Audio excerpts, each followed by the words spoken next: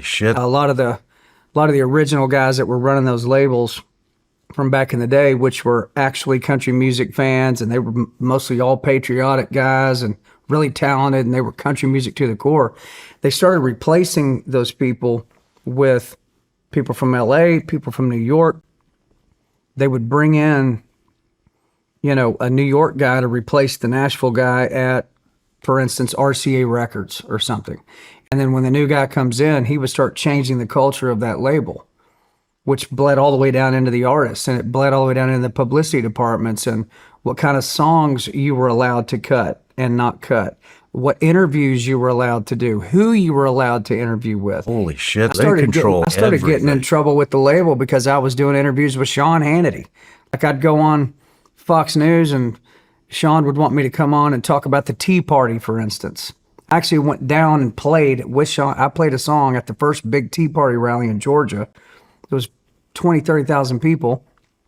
And my record label went absolutely insane that I did that. You're going to upset half your audience. And of course, they've got their money invested in you to go sell records to everybody. And from their perspective, I'm alienating people. I said, well, you've got liberal artists that are out here saying all kinds of stuff that I don't like. You're not worried about them. They go, that's not the point. It was the point. And so I realized. What do you mean that's not the point? I guess what they mean by that's not the point is we own you. We own your voice, your likeness, your music. And if we say we don't want you to do it, that's the point. It's like, do as I say, not as I do. It's like when you ask your parents, well, why can't I do that? And they said, because I said so. That's how they treat you. So it's like a indentured servitude type of existence. So when it started stepping in on what they were telling me I was allowed to say and not say, and what kind of lyrics I was allowed to put on a record, that's when I realized, okay, we're turning a corner here that I'm not okay with. But then at the same time, listen, I grew up my whole life wanting to be on country radio, play the Grand Ole Opry, write hit songs, country music, man. So if I lose that, do I lose the American dream by losing that? And that's what artists are looking at. You wonder about the ones that don't say anything.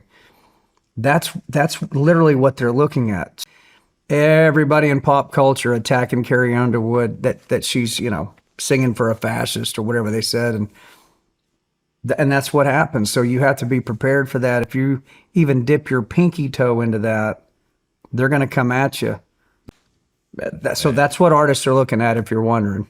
Damn. Why some of them don't say anything. It's sad.